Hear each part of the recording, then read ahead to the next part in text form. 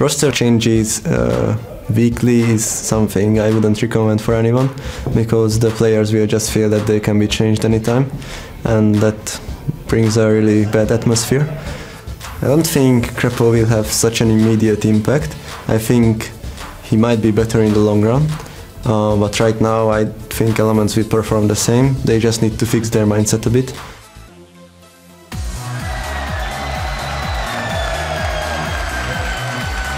Welcome back to the European LCS, where the veterans of Elements are looking to catch the league newcomers Unicorns of Love in the standings after beating them back in week 1. Let's start by taking a look at the lineup for Elements, what it looks like this week at least. We have Wicked, Shook, Froggen, Reckless, Krepo, and Nif. Yesterday, they lost a game even though they had a ton of objectives, 5 Dragons, they had the Barons, they had the Inhibitors down, and Shook, you know, was not living that down still.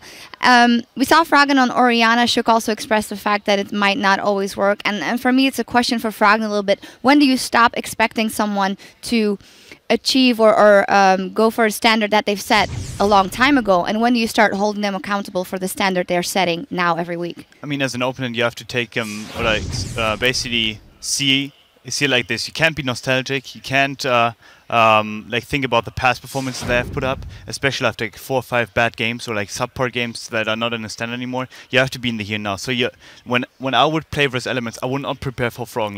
Let's put it this way. So like he was the one that made the team, that started the team, that basically got the pieces in, and he may still be a driving force behind the team's decision. I can't tell, but what I see is that his decision making basically is always going to be passive. He's not going to be the aggressor, which basically puts him in a position where he is not the guy that will carry the game and will rather let the supporting cast carry the game for him, which I think is the wrong approach for someone that is the figurehead, is basically the face of his franchise. Now I have to call him out for that. All right, and you did actually pose the same question to Dentist, who actually replied, because it is Froggen and the mechanical skill he's showed in the past, Dentist said, I still get shivers when I walk past him in the hallway, but it could just all be legacy. Yeah, I think it's definitely legacy, like especially people who haven't played against him like too much. Like this season, it's only two games. Like for Dentist, for example, like as a coach, so he obviously doesn't have the experience yet. But we scrimmed, or we as TSM and we as ICW, we scrimmed Alliance back then too. So like I've had a fair share of experience versus him. I don't get shivers when I walk past him. Mm-hmm. I respect him as a player. I respect his body of work. But right now, his team's calling for him, he's not answering the call. All right, and what should be the main thing that they change? The thing that we've always said is they have to be more aggressive, they have to pick more laners in general, and actually yesterday, Reckless on Corki was the most aggressive I've seen him in a long time, so it gives me the impression that he definitely wants to go forward. Yeah, it feels like that Reckless is actually adapting to what he has to do. I criticized yesterday already where I said CW is more of an evolved Elements, where they know what the carries have to do, where they know that what the supporting cast has to do. And I think Reckless actually made some adaptations. We saw it the week before when he made a couple of YOLO plays together with Krepo. Some didn't work out, some worked out versus MYM, and I thought that was the right approach. And I think this week again, like we see the same pattern.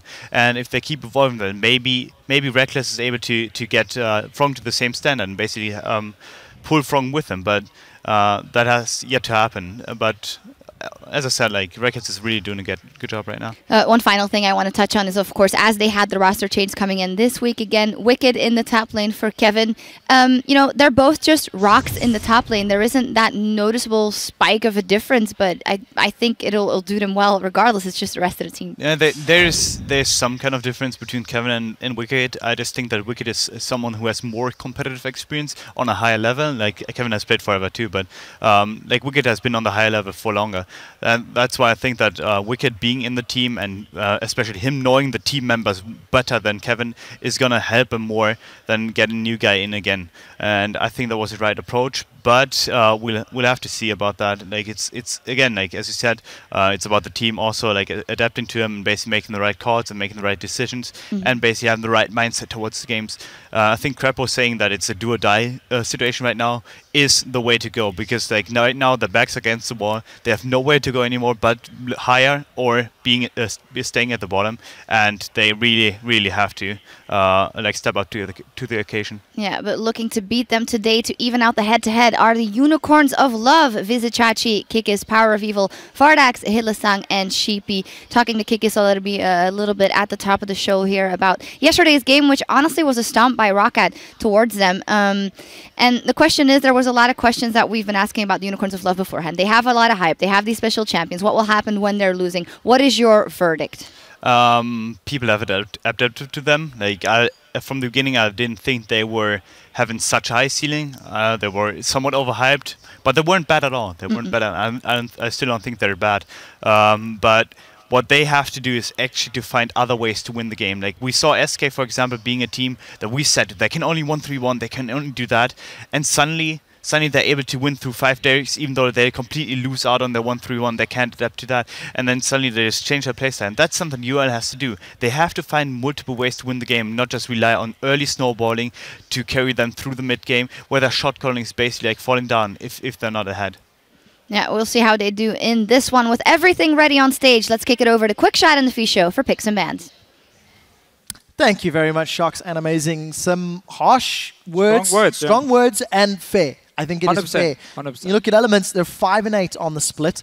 Unicorns of Love 6 and 7. This game, if Elements were to win, would actually give them the time points, but the head-to-head advantage, which would mean they'd be 1 position higher. So for Elements and for Unicorns, there are 5 games left to look at a playoff spot. One of these teams may not make it into the top 6. I think it's safe to say one of the teams will not make it. I see Copenhagen Wolves and Gambit getting into the playoffs, and it's going to be between Rocket Elements and Unicorns of Love. And I looked at Elements in the next 4 games they have, so in the last 2 weeks. They're facing H2K, who's currently on a 7 winning streak, getting close to the top 2 spots in the league. Gambit, of course, has been looking fantastic. They have Fnatic, and the last one is then Giants. That's the only one where you can say they are favorites, so they have to win here against Unicorns of Love. Wow, Elements and Unicorns, both teams that have lost games that you said they should have won in the past. We'll see how things play out. For today, we're in picks and bans. The 2 struggling teams, Elements banned Nidalee, Siva, Cassiopeia. Rek'Sai still available if Unicorns want to take that off the table. They've removed Callista from Reckless, Lissandra from Froggen, and they've got +1 to take off the table. Not what I was expecting as bans. No, Lissandra's been a bit of a weird case this week. I still consider to be one of the best top lane picks, so I like the ban in that case. But we didn't see it yesterday, and it's been open so many times already this week where teams don't pick it. They seem to favor like Maokai and Gnar in this case here, but won't see too many top laners for Wicked. Instead, however, Unicorns are falling into a trap we've seen a few times already, where one team, especially the one on blue side, will ban Nidalee or Rek'Sai, and whichever of the 2 junglers is open, they will just first pick it, and there's no real counter now anymore from the sides of Unicorns. They might just go Lee Sin, has been the go-to pick for Kikis many times, also into a Rek'Sai, so I would expect Lee Sin to come later. But I don't agree on giving over this Rek'Sai for free to Elements. Well, we'll see if Shook can make it work. Kikis in the past has done great things with Rek'Sai, not going to be able to today for obvious reasons. Chachi, even though Gnar was available, opts to go for the Maokai. And Power of Evil is going to get his hands on Ahri, but LeBlanc is available if Froggen wants to go the Assassin route. He did play Orianna yesterday. Sorry. And we'll see what he decides to run. I mean, Shook did say he likes Orianna as a champion as long as she gets to mid to late game. But the problem is, again, when Froggen plays it, he doesn't do anything for such a long time. And then if Elements as a team fall behind, they suddenly rely on like a perfect shockwave to win a team fight. Otherwise, it's gonna basically be lost. And that's what happened against the Copenhagen Wolves. When Froggen could pull off a 4-man shockwave, they won the fight, and we were like, oh, they're back. And then the very last team fight of the game, he didn't even use Shockwave, and they lost, and suddenly he had no impact on it. So, a bit of a tricky one for him. LeBlanc could be the case. Ahri, LeBlanc, very, very skill-dependent matchup. Does he feel confident enough at the moment after losing so many games to go against Power of Evil? I think he could. Yeah. But we're going to have to see if he feels that way. Yeah, I've never thought of Froggen as being a non-confident player. That's true. Passive, but we have yes. never seen Froggen lose this much. Very true as well. Very true as well. So we'll see what they decide to do. Let's run through the picks. It is Corki for Reckless. He's currently 0-2 on that champion. It's the same duo that Elements ran yesterday. Okay. The Morgana support. And Unicorns, they've gone for Graves Annie. So leaving their jungler to last pick. They've got a good combination of champions. Elements deciding what they're going to round out their team comp with. For Unicorns here, they're basically secured standard lane power. In terms of the Annie and Graves together, Ari in the mid lane. Obviously, Maokai is not going to win his lane, but he's more than fine in terms of just purely one-on-oneing. But this means Elements is forced to lane swap. When you pick Corki and Morgana, that's not a very strong 2-on-2 lane, so they're going to have to swap. If Unicorns can mirror that one, suddenly we see the Elements problem again, where the early game, they're suddenly in a disadvantage from the start, like they were against SK Gaming, like they were against Copenhagen Wolves, and that is not a thing that suits them because they don't know how to make the plays to get out of that bad spot. And okay, we mentioned the confidence, the skill matchups. Zed Ari is definitely also one of those. And it's not a champion we see Froggen play a lot, but it's a champion where he has to make plays. That could be the way forward for him. If he's forced to do it, go for it, man. Let's see what Elements do. Wicked's going to his Lulu top. No. Has been a fallback champion. Deficio is just seeing the last lock-in for the Unicorns of Love. Kikis on patch 5.4 with Rek'Sai taken away and Nidalee banned. Did not go Lee Sin, did not go Jarvan, did not go Rengar. He went Sion. So, yesterday I called Evelynn a certain word. I would like to use the same, but I'm not going to use that for Sion jungle. I'm just going to say I think it's a very risky pick. And I don't really see why you play jungle Sion, because your jungle clear is not that great. You don't get enough farm to be super tanky, which is what you want to do on Sion. And your ganks are fairly weak, at least before you hit level 6. And even when you hit level 6, it's pretty hard to pull off. It's very hard to pull off that ulti. I want to see what Kikis is doing, but I've never been a fan of jungle Sion, and jungle Evelynn can join that group, by the way. Let's see what he can do. I will give Unicorns of Love a minute benefit of the doubt, because they do have some hard CC in top and bottom. Annie and Maokai, if they time their engages, you could hear the pitter-patter. Or you just pick Lee Sion. Sin and you go in and you kill the people anyway, and you are way better early on. Anyway, let's see. Not a believer in Deficio. You guys at home, vote with your opinions on Twitter. Hashtag Elwin, hashtag Ulwin, whichever you feel has the advantage. Or hashtag everybody Sion. in the audience, everybody watching at home, when Sion charges down whatever lane with that unstoppable onslaught, I want to hear your footsteps. We're loading onto the rift for Elements versus Unicorns of Love. Game 2 here on Friday. A little bit of respect from Froggen, throwing down the SKT T1K skins. Let's see what Froggen can do on Zed.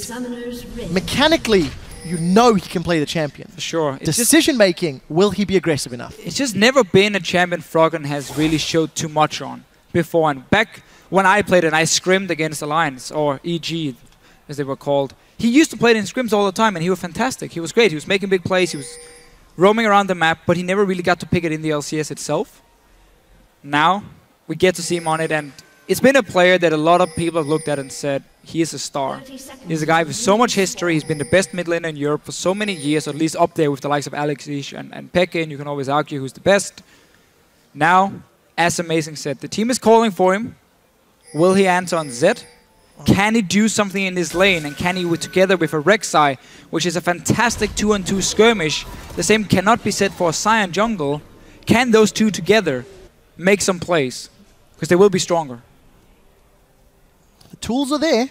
The tools are there indeed. Elements also returning to that Lulu top lane for Wicked. It's something that there are mixed feelings on. Wicked, of course, does fall back. He doesn't have the greatest wealth of AP champions to draw from, but we'll be able to have a Mega Rek'Sai, Mega Zed, Mega Corki if required. Yeah, for Elements, it's a comp that, looking at late game, they're going to lack damage. Because once you get the QSS coming in, we get an Hourglass on Ari, suddenly Zed won't really find a squishy target. Corki, we know, falls off in terms of late game damage on his own, and the same goes for Lulu. Lulu is there to support other damage dealers while still being okay on her own. So Elements comp here, going full late game, might hit a point where Sion potentially can get tanky enough. And the Maokai we know is going to get extremely tanky. Those two together is going to be nearly impossible to kill for Elements if we get to that late game point. Well. So they are forced to make some plays. They kind of mind-gamed Unicorns here, because they went bottom lane, they did the crooks, so they would also have that level 2 advantage in case they were the standard lanes. But you saw Unicorns, they were trying to predict, okay, they're swapping top lane, let's go there, and we counter them because we have this Annie Graves lane. In the end, they end up getting nothing for it, or then a lane swap. So let's keep track of how long Wicked holds Shook's hand. Their buddy system tagged in the jungle, whereas Vizicachi has already made his way to this bottom lane tower. Gonna dodge that little dark bunning, but I think that was more luck than intentional. So what happened for Elements and what they're doing here is really smart. Basically, because they did crooks in case there was a 2v2 lane, they wanted that XP advantage, they couldn't freeze the lane. They went there to group up the minions. So what they did instead was they fast pushed a wave to make it bounce on the tower, and then suddenly at least have a chance of it starting pushing back towards them or denying some farm from Vizicachi. So that they didn't build up like a massive wave, like 3 or 4 waves, and then slowly push it into the Maokai and say, here you go, take all the farm in the world. No, they pushed it in fast, reset it at least a little bit, and now they can zone him away and challenge him for that CS. That was at least a good call by them. Meanwhile, Wicked were just farming the jungle, and now, once the support is gone from top lane, it's a one-on-one. He swaps up there on his own. Yeah, of course, Wicked did manage to catch Vardags and Hylissang, holding out that lane for a little bit. It will slowly continue pushing towards Vardags. We'll see what Wicked can do on that first back. Did pick himself up a ward. Yeah, he's fine. And we'll see what sort of impact Kikis can have with his jungle Scion, because that's the big question for me this game. Well, 2 questions. What does Kikis do, and how does Froggen play Zed? Wicked should have gone and placed his ward already, because there's such a high chance of him being caught in the middle of the lane. He knows that Unicorns will offer more power on the top side. That's where the AD carry sits, and he's stuck in the middle because he's trying to push the wave into the Tower of Unicorns to reset it. He should have placed that ward already. Don't pull it, Kevin. Don't pull it, Kevin. Wicked's in trouble. Here's the stun from Hylissang. It connects. He's knocked in the air. Vardags has come in and got the first blood.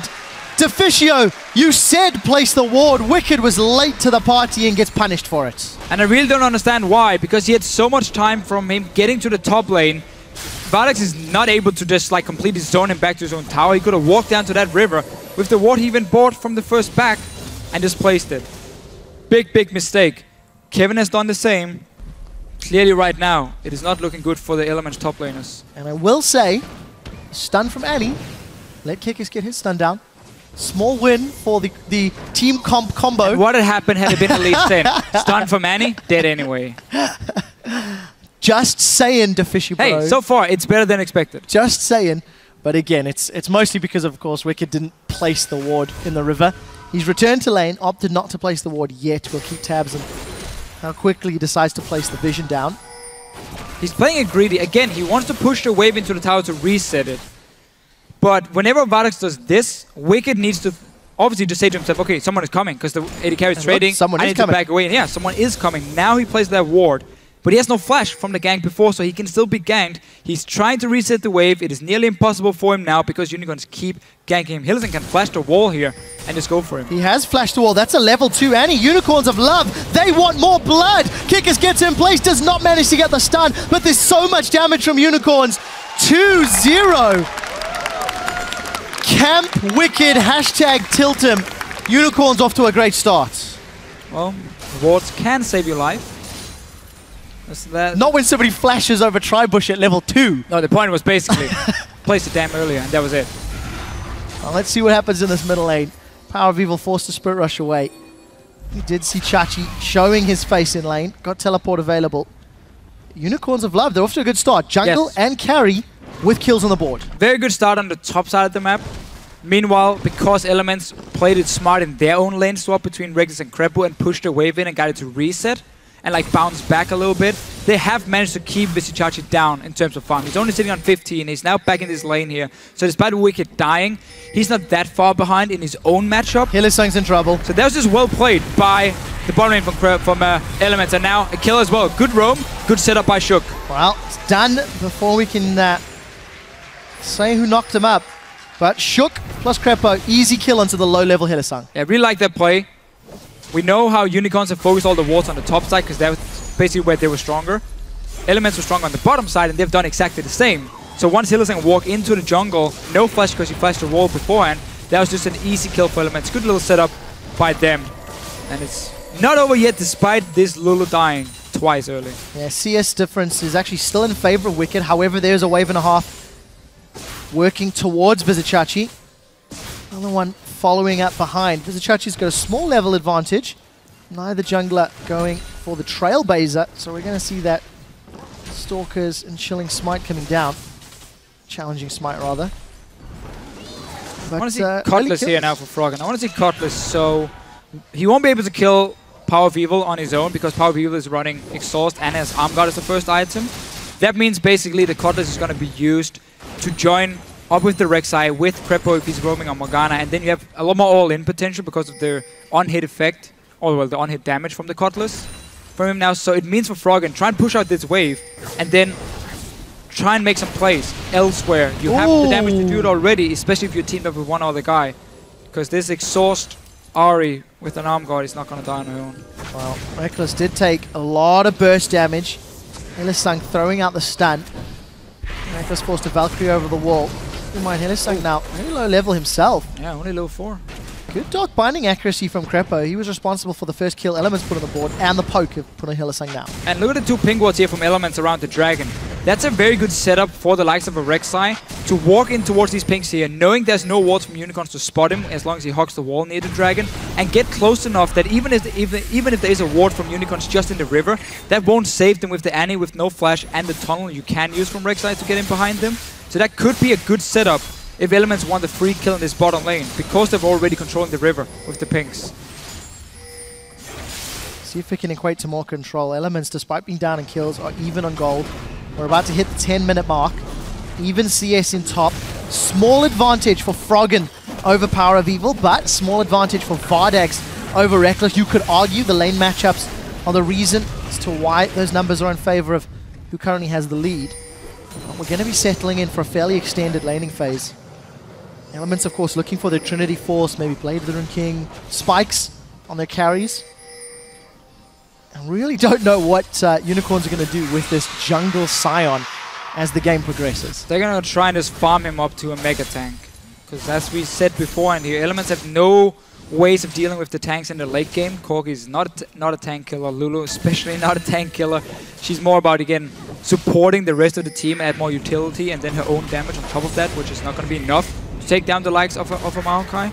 So Unicorns, for them, if they can manage to just sit back and farm and drag it out, that's fine. Perfectly fine. Where it is Elements who needs to make some plays on the map. We see Shook again. I would love to see him just go bottom lane here. You have these 2 pink wards. You can get so close to the lane that this Annie might not be able to reach the tower in time, especially not if Crepo sets up a binding. But he wants Power of Evil. At least want to blow the ulti from Power of Evil, and then Elements can start dragging after, because then suddenly the Ahri is fairly weak. But let's have to see if it works for them. They're going here, there's the ulti, and then back away. Yeah, but the problem is Shook gets caught with a charm. Froggen goes in with a Deathmark, Exhaust is down. Damage isn't going to pop. Froggen wants blood. He gets the kill, and he gets out. Froggen, Elements has called. He's on the board and answered. Such a nice setup. You saw how Shook went in, and as soon as the ulti were popped from Power of Evil, he just backed away. That was all he wanted, just blow the ulti from the Ahri. But because Power of Evil, he kept in and went for a trade. Instead, Froggen saw the opening, jumped in, threw Exhaust and everything. He got that kill with the Cutlass. Great start now from him, winning the lane in terms of farm. Early Brutalizers together with the Cutlass. It's going to be a fairly early Blade of the Rune King. He's looking for blood. Good start. Oh, Pulsar. He's Danish. Not sure if they can find that in Berlin, Deficio. There's a lot of Pulsar in Berlin, trust me. We'll find out. Crepo with another great binding, throwing out every skill shot Elements have. Vardags loses a bunch of HP, but they're still down in CS. Again, this BF sword plus pickaxe. Vardags is always going to have more power at this exact moment in time, as we see Wicked actually teleport top. So TP advantage to the Unicorns of Love. Every time they trade in the bottom lane, it's only when Crepo hits the binding. Because then you have the long-range rocket coming in from Reckless, and he just hits the Graves, who won't be able to hit him back, and then he just backs away. You don't want to take any like pure one-on-one trades or like auto-tech trades when Graves has a BF sword and a pickaxe. So it is simply long-range trading. This Dragon has been started. Crepo's recall, so Unicorns here are timing the backs from the bottom lane of Elements. That's very, very well played. Seeing the recall from Crepo, saying, okay, 4 vs 3, we started. But this tanky Scion's not dealing a lot of damage. Unicorns of Love with a slow dragon. They should be able to secure this one. Look for the smite. Very close rocket from Reckless. First dragon on the board for the young upstarts of the Unicorns of Love. But that took a whole lot longer as we see Wicked and Vizichachi going toe-to-toe. Wild Growth secured, or gained rather. That Vengeful Maelstrom will be available much sooner than the Wild Growth will. And Wicked just playing spoiler for a moment or two. I like the play from Unicorns. They had the stronger 2-on-2 lane. Crepo went back to base. Didn't see if he was low on HP or mana or anything, but he went back anyway, and then they instantly just go for that dragon. So nice little setup to secure the 6% AP and AD, which of course is not that much early on, but it still scales up. And you don't want to get into that game where Elements with a fairly strong mid-game spike can start ranking up these dragons, and that suddenly becomes a way of them winning by getting 5, even though you are looking for late game on the side of Unicorns. So just really important for them. Yeah, and it's also the control that it lends to the team that secures the dragon. You notice how SK gain control of the pit and they force their opponents to play around their own decision making. Unicorns of Love on the board. They'll have the timer. If they can maintain vision, they may actually make a play in the future. Crepo Black shields up the charm. Takes a lot of damage from that Orbit decision, but look at Shook. Vision. Yeah. Not a lot of faith in either team here. 51% for EL. This is what we mentioned earlier with the Zed Rek'Sai together. That's a lot stronger in a 2-on-2 skirmish. That means you are now able to fight around Vision and in the enemy jungle because you know you're going to be stronger if a fight breaks out. And also with the early kills from Froggen, the farm advantage, he's basically been able to push up this lane. Power Fever is unable to move on his own, and now Shook, he's looking for more. He got the deep wards. He wants to take the 2-on-2 fight.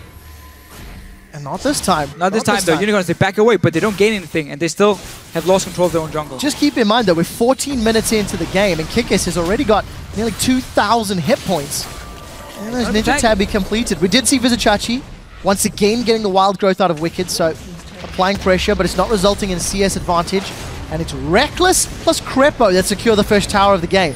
Unicorns first Drake, Elements first tower, gold advantage to Elements. See what this top lane tower is on, because it was a lane swap, of course.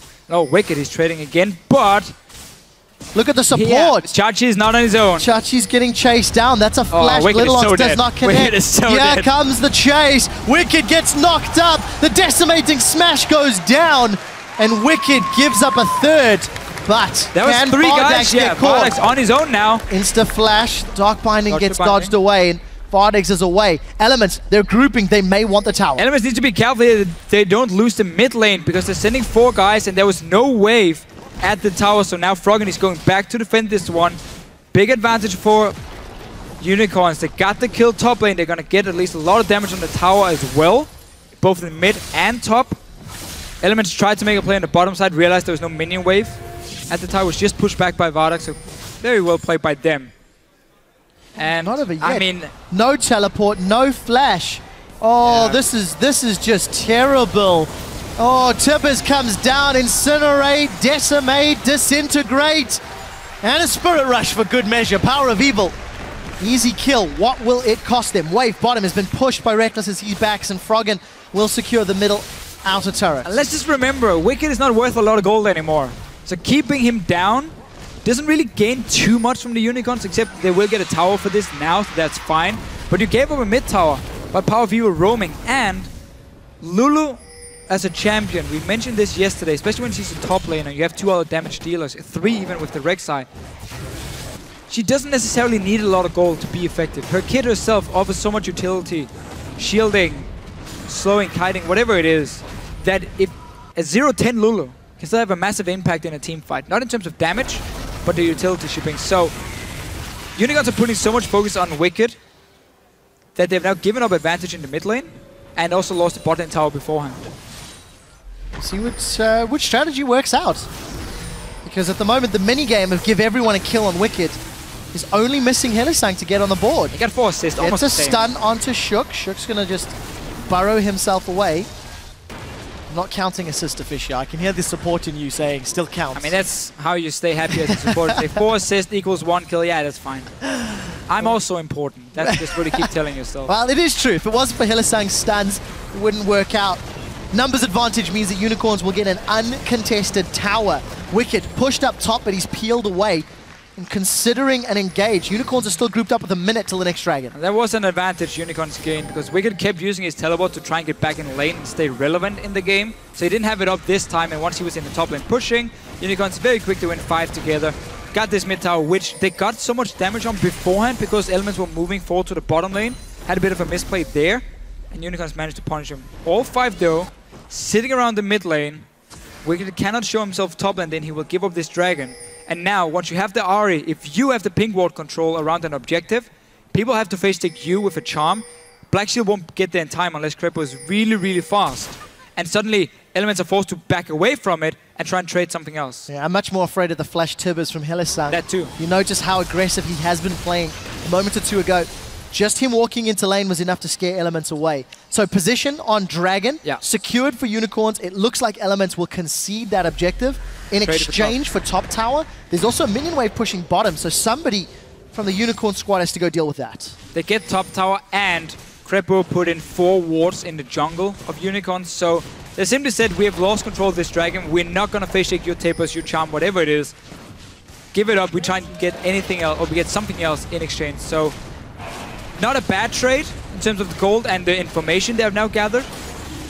But the Unicorns are slowly now building up towards these 5 dragons. And if we do get to that late game point where they're going to be stronger anyway, nothing is going to stop them from getting 5. Oh, pings on Power of Evil. I think Elements want this one. Shook is going to get the knock-up. Wild Growth to follow. Deathmark to finish. Now Hylissang's in trouble.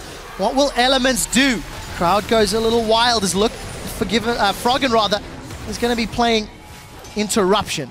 And right here, Unicorns walked right into the trap of Elements. Elements traded vision control in the jungle and the top lane tower for the dragon itself. Unicorns should have expected that and not walk straight through the jungle. They've just been completely warded up with 5 guys from Elements on that side of the map. That was, again, a bit of a misplay. Power of Evil, he's the target. Died twice now. Yesterday, he didn't look good either when he played Ahri. He was locked down multiple times. And here, Elements managed to get quite some gold out of this in terms of a tower and a kill. 2 for Froggen. Still maintaining lead of the game despite being down 2 dragons. The question is, at what point do Elements decide to take a team fight? At what point do they try to prevent a dragon? You could theorize if they keep playing the map well, they don't need to, because Elements could eventually gain control of that area. But that's still a fairly long way away. Trinity Force has been picked up for Reckless. Blade of the Ruined King for Froggen. Making his way towards some more armor. Baiting it. Baiting Power of Evil. He has Hourglass ready. And then the Annie is going to follow behind. But Froggen, he's baiting himself, sitting in a bush. Let's see. Who's the smartest here? A little Kit and Power of Evil? Or Froggen the Almighty? Froggen the Almighty. Wow. A lot of praise to Fishio. Well, yeah, that Void Rush. And kind of used that one in the last game. It was just stuck in my head.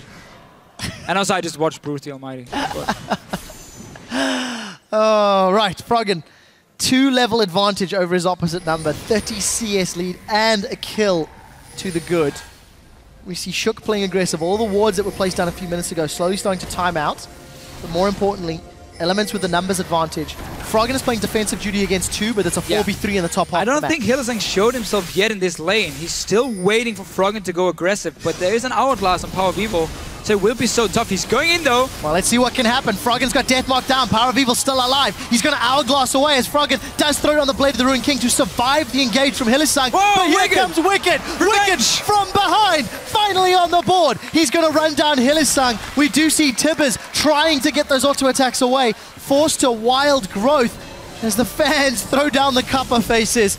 Elements do get themselves a kill. Hylissang waited, but it simply wasn't enough. Now Wicked, he's sticking around. He's getting dove. Hylissang tanks up the tower shots. Wicked unable to get another kill. Should go down to Chachi, but Chachi's tanking up the tower, and he will give up his 5th kill of the game. What can Elements secure in the top lane? Nothing, because Unicorns are already there, defending it with 2 guys. It looked so good in the start. Froggen went in, teleport from Wicked came down. They got the first kill. Froggen backed away, Wicked was left on his own, and then he just stayed. Ends up dying for it. Tower goes down. Fights in the top lane though. Well, Shook managed to get that red buff. Krepo's jumping in on top of Vardax. Black Shield is away. Orb of Deception goes out. Reckless pulling a Woolite. Might get caught out of position. Kikis finds himself running into a tree. That's not the Lumberjack skin, but he is going to jump forward, slow down, decides to bail the Decimating Smash. Incinerate comes out. The Disintegrate follows. And nothing else chases. Elements should be able to get away clean. Keep in mind with Wicked securing that kill, he is now worth money again.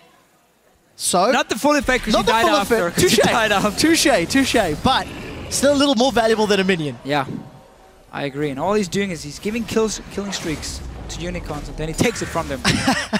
It's a very effective. It's all part of the grand, like waiting for an investment. Yes. To gain more money.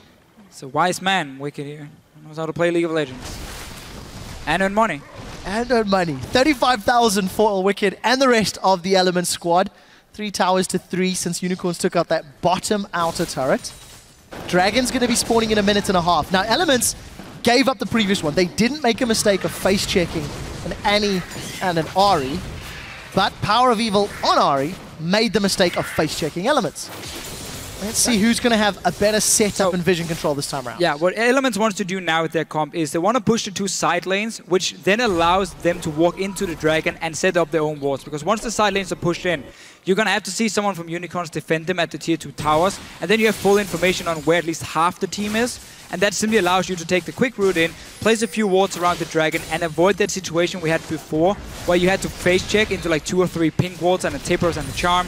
So now for Elements, they're in a better situation to fight for the next Dragon, and they don't want to keep giving them up, because then suddenly Unicorns will have that potential 5th one. We see all the ping wards being bought, we saw the top lane being pushed, bot lane needs to be re-pushed now by Froggen before he moves into the Dragon. So Fisher, you make it sound so easy. We'll see whether or not Elements can gain control. We do see Vizichachi with the teleport shoving out the top lane as Power of Evil has pushed down the bottom. Step 1, shove out bottom lane. Froggen is doing it. The rest of Elements are setting themselves up at Unicorns. They're looking for an engage. Vizichachi is coming. In fact, he flashes over the wall. He's managed to catch Shook. Kikis runs into a wall. That's not what you want. Elements have managed to back away. And without the engage from Kikis, that might be the tool. Teleport down, flash down from Vizichachi as well. Ulti from Kikis. That's the main engage now. Annie is going to have to be the one. She doesn't have flash either. So unless Elements are checking on towards a pink ward, it will be tough for Unicorns to start a fight, and also after, the TP advantage will be there for Elements. So Dragon is live. Bottom wave is shoved out by Froggen, and Elements feeling like they've got the advantage, taking control of the Dragon Pit. Kikis loses 50% of his hit points. They need to place a ward in the small bush up here so they can kill that pink. Otherwise, Unicorns always have a way of flanking where Elements won't be able to spot them unless, of course, Shook is borrowed underneath. Flash Tibbers is available for Hylissang. Unicorns decide to give up on the Dragon, and they've set their sights on the inner turret. They are at risk of being flanked. We do see Wicked is trying to get in range. Here's a 1v5. That's a Flash Tibbers just for Wicked. Wicked is going to Wild Growth on 3. Where are the rest of Elements? He's down in the fight. Elements unable to jump in. And without that Wild Growth, I don't know if they can win a team fight. Unicorns of Love secure the tower, and Elements are looking for whatever Dreggles they can take. There's simply nothing available to them. Binding onto Chachi, but that's a pretty beefy tree. And Elements give up a kill and a tower for 1 Dragon. Really a big mistake by Wicked. They were setting up for a potential flank. He gets in range of the Flash Tippers, dies for it when he's all alone. Elements are still trying. They feel like they can fight here. Your Zed is extremely strong. Once you get Blade on your Corgi as well to deal with these 2 tanks, you at least have some damage before they get too tanky. But Wicked again gets caught out, dies for it, and Elements is unable to fight. Difficult position. 1-6-1. He's got that sort of discount power build that you sometimes see on top lane Lulu's. Morellonomicon into Lucidity boost for the CDR. Got the AP from the Rod, so makes his Wild Growths and his shields and his slows all that more He's just a fed support at the moment. That's basically it. He has more AP than a normal support, but he has no damage really to add. And now Hylissang, he's looking for him again. Power of Evil is joining. And the Charm doesn't connect. Forces the flash out of Wicked. Just an exchange for, quite simply, pressure.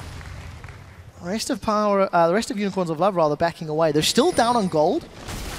You just feel like they've sort of one-upped Elements at different stages. I mean, look at the big CS differences. Reckless and Froggen are miles ahead of their opponents. 45 CS in the middle lane, 50 CS in the bottom lane, but 0-0-0 on this Corki. And 2 tanks, it's going to be so difficult to get through a Maokai and a Sion. And that's why all Unicorns are doing is basically trying to prevent the split push from even starting by making a play onto Elements, have them go back from their lanes, trying to deal with whatever move has just been made by the Unicorns. They still get to split out in their lanes, so they have the side lane control from Elements, and you can see Unicorns, they keep moving 5 together. There's no flash from Chachi, he used it earlier, or no teleport either, which was blown around the Dragon, where he gained nothing for it. So Elements can still play around the map. You just can never leave Wicked on his own, because he will be a target and die. And that simply means it's only Froggen who can split. Blade should be completed now though by Reckless. So for the next few fights, at least for the next few minutes, Elements can take it 5-on-5. There's only an Hourglass to deal with Zed's ulti, which means Graves is gonna be the target. Before there's a QSS at least. We'll see how quickly Vardax can get his QSS. It's something that I definitely want to highlight. 4 out of the 5 Unicorns members have upgraded their trinkets. 3 of them rather, running that Greater Stealth Totem. And just Hylissang, the Oracle's Lens. Over on the other side, 2 Oracle's Lens upgrades and the single Greater Stealth. We're definitely seeing more trinkets upgraded this week than we have in previous weeks, despite the fact that some of those changes have been in play for a little while. But with Vardax going the Greater Stealth, it's a little different to the other AD carries. As Karen talking about the vision in a moment, Unicorns of Love grouped up as 5 inside Elements jungle. Elements know vision this, side. They had wards at the entrance, so they saw Unicorns move in and haven't seen them leave again. So they know currently they're sitting in there. Don't face it, just push elsewhere. Hey, Wicked's backing but away. Also be ready potentially to defend the tower here, because that's what Unicorns are doing. They're trying to say, okay, we're just going to brute force down a tower and again stop you from split pushing, force you to recall and get in a 5-on-5. So they're trading tower for tower. We may be in a base race situation. Wicked's been unable to defend any tower all game because of the numbers advantage Unicorns have put in place. Reckless got the mid inner turret and backs have come in. That's the engage. Wicked may be out before this fight has really even started. Krepos flash to try to defend the tower. That's a good soul shackles, but Elements are on the defensive. Krepos running away. He gets knocked in place, but with a decimating smash, knocks him down. Now Elements, 1 man down. Wicked, no wild growth. Deathmark still available for Froggen, but it's not going to matter. Unicorns get their objectives, and they're going to get out. Elements looking for more, but the chilling smite for Kikis will slow him down before he's forced to flash over the wall. Reckless and the rest of Elements unable to defend their base. And those are stern, stern faces on the Power Rangers cam in the bottom left of your screen. It's the same again for the Unicorns. They never allow Elements to really set up a split push. So they just walk into a lane, tip us down, 5 men start pushing it. The recalls are coming in too late. Once again, Wicked gets caught out here. To be fair, this was just like flash ulti from an Ahri as well, like onto him. He ends up, I think, surviving, but Krepos now jumped under the tower for himself. He's trying to buy time for the rest of his team. Now there's no flash. He will end up dying for it. And Inhibitor will go down as well for the Unicorns. So they just keep making plays as a group, making it impossible to use Zed to split push. And Unicorns know the later we get into this game, the harder and harder it will be for Elements to kill Kikis and Visichachi. When Elements lost the game to Giants 2 or 3 weeks ago, they disrespected Giants' ability to make a play on the bottom half of the map. Remember, Giants stole that Baron, and it was Nif and Reckless that stuck around, got caught, and then 1 by 1 Elements fell. Dafisha, you were saying how Elements knew the Unicorns were in their base. Yes, it's difficult to predict a Tibbers to tank a tower with no minions, but Elements just responded too late. They're going to respond too late again. Maybe a little too greedy. Reckless in middle, tower is top. Gone. This one is going to be pushed down once again by 5. At least going to take a lot of damage before Elements can react. And QSS is completed for Vardax, so he's no longer the target for Froggen. Elements still have to fight. They're going for it though. They're trying to look for an engage. Shook's coming in from the back line, but he's alone. Elements are going to be late. Wild Growth will keep him up for a little while as the Deathmark may pop Kikis into his passive, but Kikis can still deal damage. That melee Scion is burning through Wicked's HP before he gets turned into a little munchkin. There's a kill on the board for Elements. They've defended their tower. That's all they can hope for. Super minions in their base. If Unicorns stick around, they can continue the siege. Well, they won't be able to with only 4 guys, and Rek'Sai has ulti as well. Can he defend it? knocked up the first minion and... Oh, tower's down. Down. Tower's down, and look, UOL, they're sticking around, Officio. They have to be careful though, there's ulti for Shook. It can quickly be a 5 versus 4. Kickers won't be able to join. Look, Elements, they're looking for the fight. Well, Crepo's going to Black Shield the root from Visit Chachi. They've locked him down. Soul Shackles will at least get a kill onto Chachi's Maokai while Shook is defending the base. Maybe a little over-eager from Unicorns. Yeah.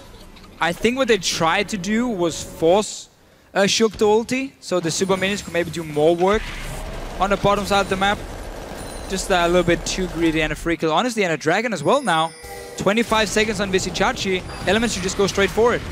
Another binding, they would get a kill on Kickers. Well, we'll see. The rest of Reckless are chasing. No mana on Reckless. He managed to flash away. Let's see what Froggen can do. Deathmark goes out. That should result in a kill. That was great. Gonna be able to take him out. Now Hillisang's the next target. That's another one on the board. It's Reckless that gets this kill before Reckless flashes in retreat. Kickers is doing the best he can in his passive. 3 members down from Unicorns as Chachi will respawn with teleports.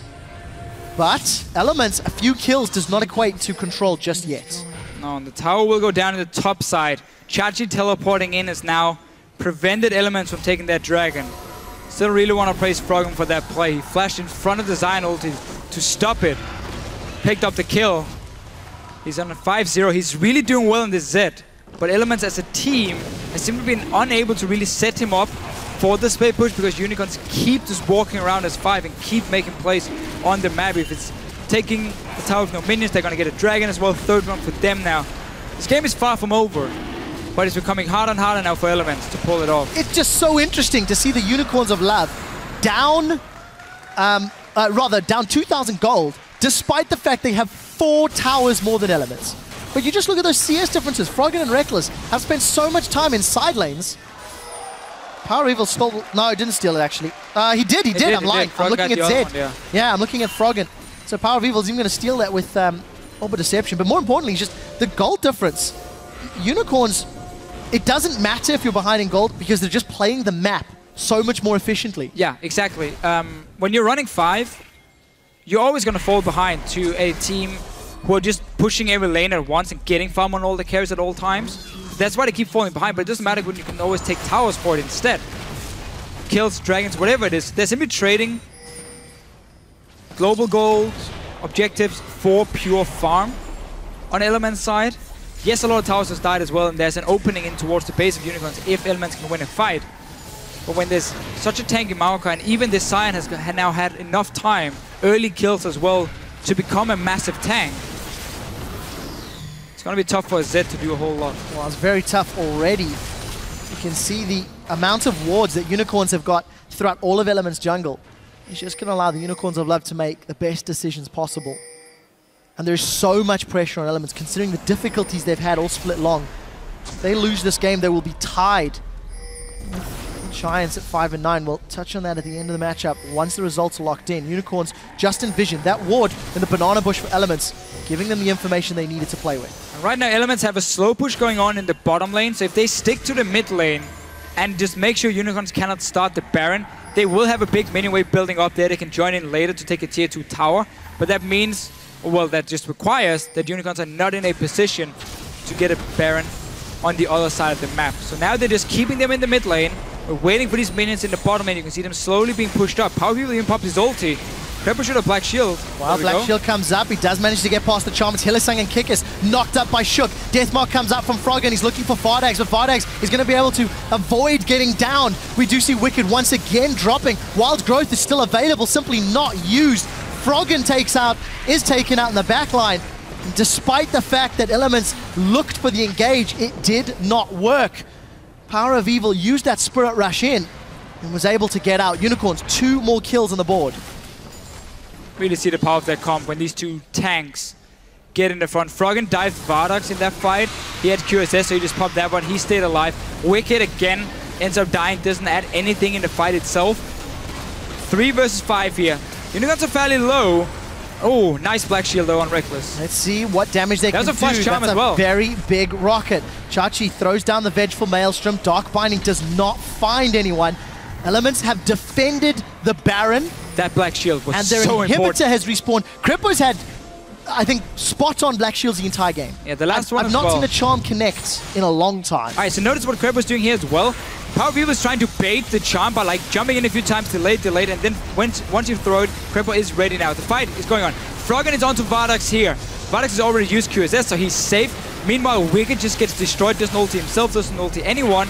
And while Reckless is doing his best, he's against a Maokai and a Cyan as a Corki. It takes such a long time for him to take them down. Froggen will end up dying through the Guardian Angel. Fight is lost.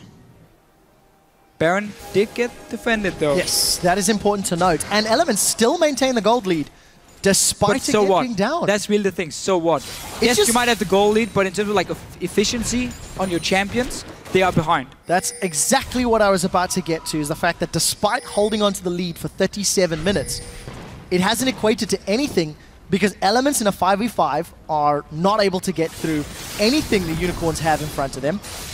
And more importantly, I think Unicorns have danced around Elements on the map quite gracefully. They have. Every time Elements have pushed in a certain area, Unicorns have found a little weakness, found a little angle of approach, and they've made it work. Well, Kikis here. Kikis is now in trouble. He's going to get a knock-up on a few, but Elements will pick themselves up. This could be Baron now suddenly for them. No smite threat. Let's see if they're brave enough to commit. Elements didn't use any ultis on this one. He had no flashes either, so they're all ready. You start this Baron. If TP comes in, then you just turn away from the Baron and you take the fight because you're 5 versus 4. No smite either. The Unicorns, they're going to give it up. Kikis caught out completely. Died a few times. Wow. Where Elements has managed to get him, and suddenly they get a free Baron. That was a gift from the Unicorns. We'll see whether or not that present is going to cost the Unicorns. Some vision placed in the red side jungle of Elements. With Baron and the fact that Elements have been pushing the waves for such an extended period of time, maybe that's how they can regain control. But it's still been the Unicorns' game, really. The Unicorn story. Red Elements, Baron on all 5 members. Any key items picked up, a BF sword, as well as QSS and BF sword for Reckless. Mikhail's sitting on Crepo. Deathcap, that's the makings of either a Void Staff or an Hourglass or Wicked, whatever he wants to decide to go next. What do Elements want to do to Fisher? It looks like they want to fight. Charm is black shielded away. That's a flash. Dark Fighting doesn't connect. Here comes Kikis in the background. Shook is now caught out of place. Wild Growth from Wicked needs to come in, but it's not going to be enough to hold off the Unicorns of Love. Shook is in full retreat. Stun lands onto Crepo once more. Soul Shackles is still available. He's going to catch 5 members, but that's going to go forward. What can Reckless do? He's been zoned away by Chachi and Kikis. Now Reckless is low. Crepo still alive on the backline. Elements have not died. Void Rush comes out. Deathmark has been used and Vardax is low. Can Vardax get taken down? He's in retreat. Shook has had enough time to regen and rejoin the fight, but he's now the first one. Froggen has found Vardax. He's found Power of Evil. That's a double kill for Froggen as Wicked is trying to zone away the Unicorns of Love. Crepo and Reckless are low and they've still got to get through beefy tanks. That's a flash from Chachi onto Crepo. The Vengeful Maelstrom is out. Decimating Smash does not manage to connect and the shield from Wicked will end shortly as he's running low on mana. Kikis is going to get the slow. He's gone into his passive. Look at those big red claws hammering away on Reckless. Reckless is down, but he does get a kill. Elements lose Baron on 4. But they finally win a team fight. What an insane fight, though. You can see Unicorns with the 2 tanks. He has such a long process for Elements to kill them. So first of all, Power of Evil had to use his ulti because Crepo flash binded towards him. So that is now gone, which is why a lot of the damage is lacking from the Unicorns. And we see them slowly trying to go for targets. A 5-man ulti from Crepo here. He's trying to get the procs on the carries in the back. Meanwhile, Reckless, he's getting caught, but there's no ulti from Power of Evil, remember, so he doesn't die. He stays alive, and that's important for Elements to extend, prolong the fight. They keep jumping around, obviously. Hourglass, I mean, Frog has just no targets in this backline. He has to go for one of the tanks if he wants to do anything, but in the very end, after Shook rejoins, dies, Elements get 2 kills, they still cannot kill these tanks. This Cyan pick, because the Unicorns played so well early on, got him to a late game point, has really paid off, honestly, in terms of fighting for the Unicorns. Tefisio, amazing set at the beginning that Elements was asking Froggen questions and he wasn't answering. 8, 2 and 2, double kill on Zed. Look at top lane. Froggen is asking Elements questions and the team needs to respond. Minions in the top lane doing work for Elements. Dragon should be secured by the Unicorns of Love. It does get taken down. That's number 4. Elements are trying to delay Unicorns as much as they can. The tanks get thrown up in the air, but they can't get onto the squishies. Wicked does have wild growth. Once again, we do see Deathmark down. That's going to hurt. Gromp is helping out. Minions are slowly getting whittled away by the laser. And that was a wild growth was used onto Froggen. Let's see what the rest of the team can do. There's no flash from Crepo. Elements grouping themselves up on the inner turrets. Should be able to get that one here. The top tower is very low as well, but Dragon went over to the Unicorns. That's 4 Dragons to 1 now for them. Next one will, of course, be super important. And I can't believe the Elements, once again, are going to go into a game that might last an hour, and we're going to have like 5 Dragons, we're going to have Barons everywhere, and that one last team fight will end up deciding everything. It's not for now. Tower win for Elements. It is no longer fair to say Elements play slow and boring games. They're slow and hella exciting. That's true. That 12 to 14. Gold lead still in favor of Elements. Unicorns hold a 2 tower advantage and a 3 dragon advantage. But I'm gonna go back to that point. Froggen is doing the best he can to carry, and it is his team that need to find some opportunities, that need to find better targets. Look, I don't know how you do it. I don't know how you get past a Sion and a Maokai, because that's a mission that I'm not willing to accept. But Elements have to do it. They have to find out how if they want to win this game. I think what they have been doing before is smart. They're trying to force Power of Evil to use his ulti before the fight even starts. Like you try and bind him, even flash bind, maybe even Froggen jumping him with his ulti. That's just to make Power of Evil pop his own and Hourglass. So now he's out, which means Vardax is the main damage dealer left, and he's on a Graves. So for him to find a target late game is extremely hard due to the short range, and that allows Elements now to kite in and out and like always hit the tanks just a little bit. But it takes such a long time, and one mistake and Unicorns will destroy you in the fight, go straight down into your base, take the last inhibitor, or take one of the inhibitors, maybe even finish if they can, or get a 5th dragon. So Elements are playing this game here where they're all trying to do everything they can, but if one guy missteps, he dies, he loses the game. Balancing on a knife edge, a Z Shadow Blade knife edge is how thin Elements are remaining in this game by 45 minutes approaching. Every single member of the game has upgraded their trinkets. Maybe the first time here in the European LCS. Just an interesting little tidbit to throw away, and we see Reckless has gone for that Farsight Orb, gonna drop that little 1 hit point ward in the distance. If Unicorns want to try bait, if Unicorns want to play Baron game, could be up to Reckless to give them the vision for Elements to make the right choice. But we can see now that both teams have double Sightstone. They have 2 or 3 totems as well, fully upgraded. It is nearly impossible to secure full vision control of an area because there's so many wards to be placed and not enough options to clear them. And that's why even though Unicorns give up the jungle now, they can still walk in, like place at least 1 ward, spot Elements, and now move out. You're simply not able this late in the game with this many options to completely set up this. Still looking for it, but there's a ward spotting them. The Unicorns are just pushing down as 5, saying, come at us. If we can see you engage through the lane of all these wards we just placed, you are forced to go into our Sion and our Maokai, and that's exactly what we want. This is the scariest game of chicken that League of Legends may have ever seen. A Sion and a Maokai stands in front of Elements. Unicorns of Love trying to find a way to use those beefy frontliners to get into the base of Elements. Unicorns grouped up towards this bottom inhibitor. Dark Binding catches and Kikis, but that does next to nothing. Kikis has got thousands and thousands of hit points and a passive to continue dealing damage. Who draws the trigger first, Officio? Elements going to try hold off as best they can. It will have to be Elements, honestly, because Unicorns are just looking to try and get a few hits on him to, or a charm. Oh, let's see what can happen. Froggen's caught out. Deathmark goes down, but that's on Chachi. That's not the damage dealer. Froggen with Wild Growth is in full retreat. Elements not lost a member yet, but they're jumping onto Wicked. That's going to take them under the Nexus turrets. Crepo with another great Soul Shackles will peel Unicorns away for a few seconds, and Elements have not lost anybody until now. Reckless untouched. Froggen has regen. Unicorns of Love still looking for the inhibitor. They should be able to secure this one. 1, 2 more hits is all it will take. Inhibitor down. Unicorns of Love have 1 minute and 20 seconds till Dragon. They got a kill on Crepo. And Unicorns back away. Once again, retaining map control. And once again, these fights here, it is like 1 or 2 guys dying every single time, and that's it. It is so hard to kill anyone from Unicorn's side with the low amount of damage. And for Element's side, also funny enough with the low amount of damage, but just because of the tankiness of the Unicorns. They're trying now to trade a potential Dragon later. Never mind, there's 50 seconds. I thought it was now the Dragon was up. Instead, they're rushing straight forward. Crepo 20 seconds because Unicorns were recalling. Elements were 1 step ahead.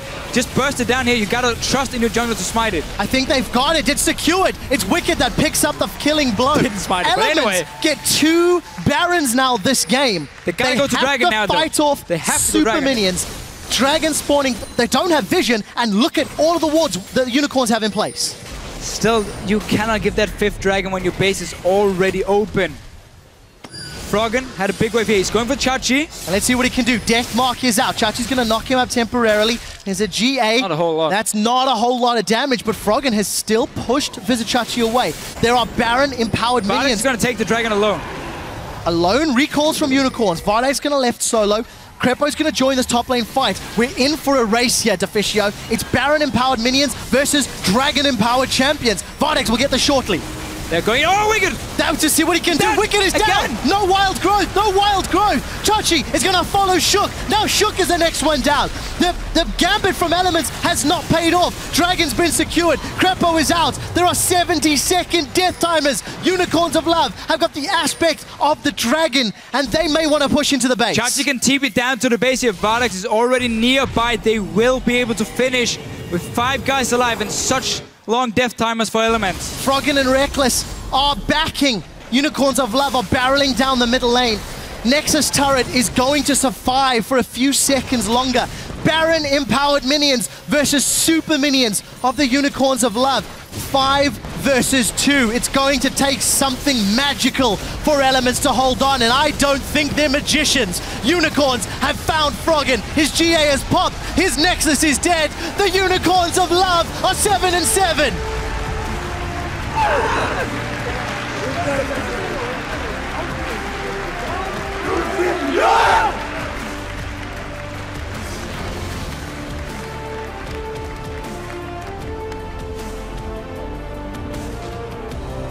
Elements. Broken faces. Another 0-2 week. They are now tied with Rocket. 5 wins, 9 losses, and out of playoff positions. Yeah. Unicorns, on the other hand, elation all around. I mean, look at those smiles. This game was so important for the Unicorns of Love because now they have 2 wins. Down to Elements and Rocket as number 7 and number 8. And they got the 1-1 tie against Elements as well. So even if they do end up with the same in the standings, they will have to play a tiebreaker match before it's decided who's in playoff and who's not. Kikis giving the camera some love. Jungle Scion. You know what? Kikis dropped the scarf as well today. I don't think he was wearing it yesterday either. We'll have to see if that's giving him some power. Yeah, that's the thing again for Unicorns. It seemed like they said, we don't think Elements can challenge us in the early to mid game, so we can pick a comp that can be extremely strong in terms of late gaming or in terms of tanking in the late game. So that's why they went for that Scion pick, because Kikis got to late game. He got enough items to be really, really strong as a front liner, and that's really why the pick paid off for him. And he played it well. He got the early kills onto Wicked, which really, for me, was the big story here. When Unicorns had 6 kills on the board, Wicked were 1-6. Yeah. The He was the guy being decision-making. targeted out. The first mistake in the lane where he doesn't ward, and this is a guy who's played for 3 or 4 years, 5 years, 6 years, whatever. That mistake can never happen in that situation. I hate to say this, but Elements have not had a solid performing top lane in a few weeks. Kevin had a bad game last Friday where he was also making some poor decisions with teleports, with being in lane, with getting caught out. Wicked had a similar position. Now, it is a little unfair because Unicorns did camp him. And Unicorns did flash, and they dove him, and they chased him. But Because he allows them to do it. that's the caveat, is that Elements are just floundering. They are very, very seriously looking at a promotion tournament position, 7th place at best, if they don't manage to fix something. And that's weird because when Elements lost a few weeks ago, we were saying, okay, they're just basically losing on 30 or 35 minutes. Nothing is working for them. The early game was terrible. The mid game, nope, shot calling, didn't work, nothing. Now we see small improvements in terms of like somewhat the shot calling, some of the plays they make in the mid game are great. But then you suddenly look at individual mistakes in a game like this, and that just ruins everything, because even though you might have better shot calling or better synergy or teamwork, if you make individual mistakes like here, well, that would then set you behind anyway, and it was a ticking time bomb against Unicorn's comp, because you couldn't really go full late game and then team fight them still. So it basically meant once the Unicorns started making these plays around the map where they avoided the split push, walked as 5, got towers that was really well played by them, then suddenly Elements were in a position where, okay, we are in a massive disadvantage now. The thing that I have to ask of the Elements members, you take away the individual plays, you take away somebody being camped and decision-making. The fact that Unicorns of Love were able to sneak that bottom lane tower and then the inhibitor, and then an inhibitor, it reminded me so much of how Giants beat Elements a few weeks ago when Giants snuck a Baron and then called people out. I think as a team, they need to figure out how they can identify those in-game. And that was the big problem for Elements beforehand, the quick decision-making. When something unexpected happens, it's like there are 3 guys saying, we should do this, no this, no this, and then they decide on nothing, and that's where it goes wrong. Well, we've chatted, we've broken the game down, and for just a little bit more, we can hand over to Shox and Amazing at the analyst desk. Thank you very much, Quickshot. Joining us to talk about their win to keep Elements out of 6 is the Unicorns of Love, Kikis, and Power of Evil. Congratulations, guys. Thanks. Very long game, almost an hour. Talking about picks and bans, the Fisho had a thing or two to say about your Sion pick. He was not a believer, but tell us how it worked in your game plan for Elements. Well, with Elements, with Sion is that you have really high base damage, and if you don't fall off in levels, like behind in levels, you are really strong in team fights, and I just go full tank, so it's really hard to kill me. I can just stay in front of the team and like be the mid shield, and it's really hard for enemies to pass me. So you basically knew we're playing Elements, it's gonna go late anyway, and that's why you chose it? Not really, like we practiced it a lot and it worked really good, so I just thought it's a really good pick in this situation. Yeah, and great. You proved the Fisho wrong, so that's always a plus on my board. Talk us through the early game, Power of Evil. You were on Ahri, getting a little bit behind versus Zed, and also just not finding your footing. A lot of help for the top lane, but it wasn't easy for you to get into the game. Yeah, so after falling behind against Froggen on Zed, like he solo killed me, or like with the gank on Shrook, I fell behind and couldn't find myself in the game.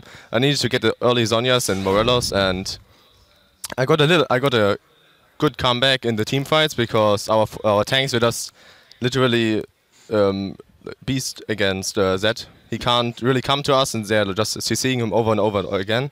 And that's how we got, at least I got my comeback. Yeah, it all seems like it was quite straightforward from you guys, but it was a super long, super tight game, and Amazing was actually commending Elements on their deep vision. Something to do with the trinkets maybe, but Elements really kept themselves in the game. Yeah, what Elements was able to do, like in stages of the game, is to have the 2-man roam coming in off of both Morgana and Rek'Sai walking to the enemy jungle, getting deep wards, and they actually were able to rotate a lot, but and basically get free turrets, especially when they made the turret for Drake trade and that complete topside vision, and they got another turret off of that, at least some pressure. But in the end, what Elements is doing wrong is basically like what UOL is good at. UOL is doing impulsive calls, and basically like the in-app trade, in-app rush bottom, for example, when they did that and got 2 turrets out of that. That's something Elements does not really do. They don't respond well to that either. They are good in an environment where everything is controlled, everything goes to a certain plan, and they can like kind of see the outcome of every action that is happening. And as soon as that doesn't occur, Elements seems to be faltering, and they seem to not adapt pretty well at all. And especially this game, when that happened, I felt like there was a lot of greed coming in, maybe for a lot of push-outs, something like that, where they just wanted a bit more farm instead of grouping, instead of like doing 4-1s, instead of getting the deep vision again after it vanished. And UOL capitalized on that pretty well. Yeah, you guys thrive on chaos, Kikis. How come that even in a game where you're a little bit behind, you guys always get an inhibitor somehow? It's like magic. Well, we never say to ourselves, okay, we are like behind and we can do anything. We always look for opportunities for misplays of opponent, maybe force them into misplays or situations where they are not comfortable and they need to choose really fast what to do. And if they fail, that's really good for us. Yeah, one of those situations where that occurs and you have to make fast decisions is one of the late game team fights. We're actually going to run through a replay of one of those because your comps made that it was super hard to kill each other in the end, Power. Okay, so we are engaging with Kikis, the mid shield, we are going for Shrook. we are calling that we should just go for him and fight backwards, kinda. So me and Vardex are in the back line. Froggen can't really join the fight, but we are not dealing enough damage, so it's a really slow fight. I think Tripper is now going for the ultimate and trying to like run into the carries, exhaust me to get the ultimate off. Froggen is still searching for the engage on me and Vardex. He's gonna get it. Yeah, I'm zoning his ultimate, so we are all calling for Froggen. Shug is rejoining the fight, so we're going for him, CCing him down, taunt, everything what we have. And now Froggen gets a double kill, I think, on me and Vardex. That was pretty good by him. But because we have like still the both full tanks who have, I think, both Soundman at this point, we are still calling that we can go or like fight them in a 3-3. And we did that pretty good with the Sign passive, using the Sign passive to get on Reckless and CCing him down.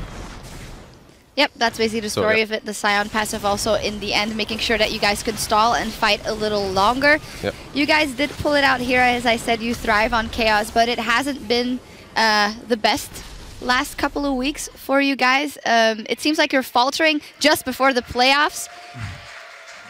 For the guys that are coming on stage now. Power People, how have you reflected on your own play? Because you were very hyped coming in, you delivered a couple of times, but it's hard to find your footing in the early game the last couple of games.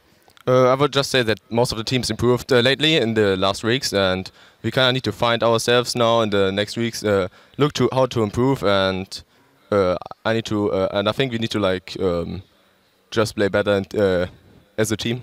Yep. Well, straightforward. You did win versus Elements here. Fantastic victory. Yep. Thank you guys very much. Thanks. All right, in just a few minutes, Meet Your Makers will try to hold off Fnatic to keep their fight to stay in the LCS alive. Stick around, we'll be back in 3.5. If we do it like yesterday, except we don't throw early, we win. We'll be Wonder-Dogs. Let's have some fun, guys. I'm gonna have fun by winning. That's the engage. Wicked maybe out before this fight has really even started. Krepo's flash to try and defend the tower. That's a good Soul Shackles, but Elements are on the defensive. Okay, didn't work out. We should go for it. I go for it. Okay, he's in GA, he's in GA. I healed your Shachi, I healed you. Set. He's dead. We can go. Two of them are dead. Shook has had enough time to regen and rejoin the fight, but he's now the first one. Froggen has found Vardex. You found Power of Evil. That's a double kill for Froggen. They're going, oh, Wicked! Now to see what he can do. Wicked is down. No wild growth. Chachi is going to follow Shook. Now Shook is the next one down. The Unicorns of Love are 7-7.